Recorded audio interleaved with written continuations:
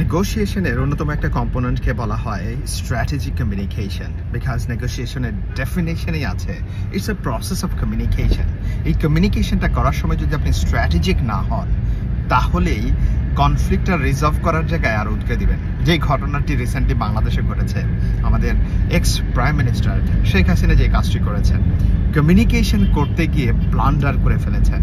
So যেখানে negotiate করার অন্যতম কম্পোনেন্ট হলো স্ট্র্যাটেজিক কমিউনিকেশন, সেই স্ট্র্যাটেজিটা উনি করতে পারেননি, যার কারণে কি বড় ম্যাসাকার হয়ে গেল, কতগুলো কিলিং হলো, ওনাকে ক্ষমতা ছেড়ে দেশ থেকে পালাতে হলো, ওনার দল ছিন্ন ভিন্ন হয়ে গেল। সো এই ক্ষেত্রে ট্রেনিংয়ের প্রয়োজন আছে।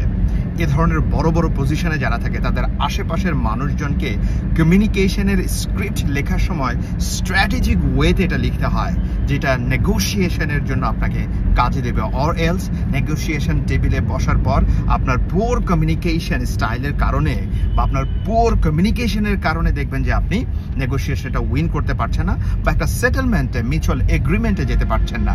বিকজ নেগোশিয়েশন মানে এটাই না আমি যেটা বলছি সেটাই আসতে হবে। আপনি যদি ডেফিনেশন অফ নেগোশিয়েশনটা একটু দেখেন, সেখানে অন্যতম একটা কম্পোনেন্ট আছে যে it's a process of communication to what, to resolve conflict through what, through modification of demands, মানে আপনার ডিমান্ডটা মডিফাই